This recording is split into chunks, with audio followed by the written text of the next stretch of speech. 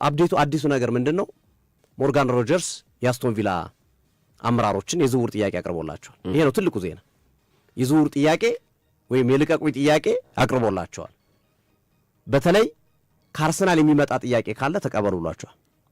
ከአርሰናል የሚመጣ ኤግዛክት የክለቡን ስም ጠርቶ ማለት ነው። ከአርሰናል የሚመጣ ጥያቄ ካለ ይህንን ያወጣው ሃንድ ኦፍ አርሰናል፣ የአርሰናል በጣም ታማኝ የመረጃ ምንጭ ነው።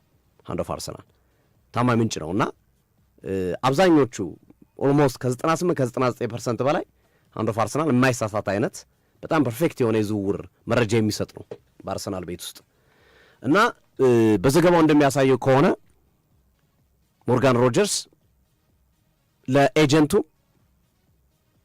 ገልጾ ንግግር ተጀምረዋል። መሰረታዊ ውይይቶች በአንድሪያ ቤርታ ምን ያህል ገንዘብ ያወጣል፣ የፐርሰናል ተርሙ ምን ይመስላል፣ ምን ያህል ደሞዝ ይጠይቀናል የሚሉትና መሰል ነገሮችን አርሰናሎች እሱን ሲጠይቁ ሲሰልሉ ቆይተዋል። አሁን ወደ ዋናው ፖይንት ሊገቡ ነው። ቢድ ወደ ማድረግ ገንዘብ ወደ ማቅረብ አንድ ያቀርባሉ፣ ሁለት ያቀርባሉ፣ ወይም ሶስት ያቀርባሉ። አንዳንዴ ደግሞ ከአንዳንድ ባቀረብከው ሊጸድቅልህ ይችላል።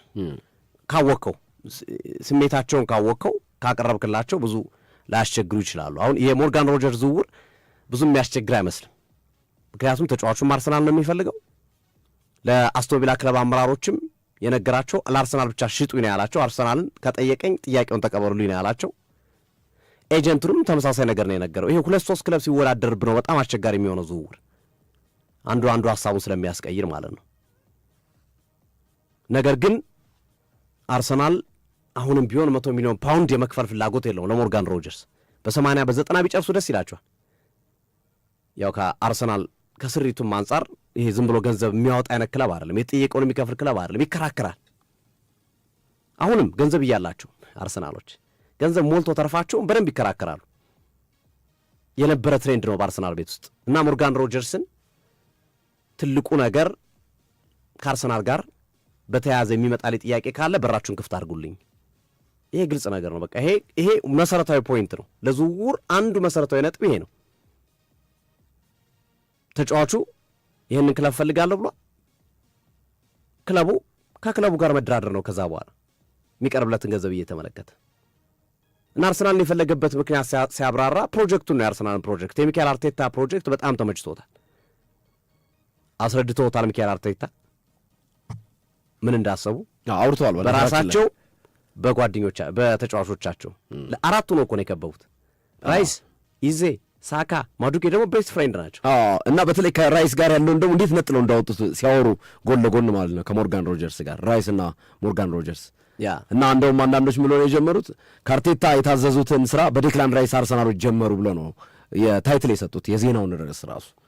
ስለዚህ ይሄ ነገር እንግዲህ ለአርሰናል የበለጠ የልብ የሚሰጠው በእኔ እምነት ያው ብዙ ጊዜ ረጅም ጊዜ ከዝውውር ጋርም ዜናዎች ከመስራታችን ጋር ተያይዞ ሞርጋን ሮጀርስ አርሰናል የሚገባ ይመስለኛል። የጊዜ ጉዳይ ካልሆነ ሞርጋን ሮጀርስ አርሰናል የመግባት እድሉ በጣም በጣም በጣም በጣም ሰፊ ይመስለኛል። አሁን ነጥብጣቦችን ማገናኘት ከምንመለከተው ነገር አንጻር ልክ ነው። አንደኛ ነጥብጣቦቹ ምንድነው? ተጫዋቹ ጠየቀ ማለት በቃ አብቅቷል ነገር።